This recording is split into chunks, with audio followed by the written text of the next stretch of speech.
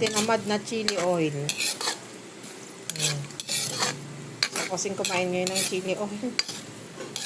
Pero tinatamad ako. Dried chili. Dinadry ko na lang po ang mga sili namin para matagal po ang buhay. Ay, na-dry siya. So, nag-crave na lang ako ng chili oil. Kaya, ayan. Siyempre, kahit tinatamad, gawa pa rin. So, wala naman akong papagawain. Ayan. Chili oil. Chili garlic oil.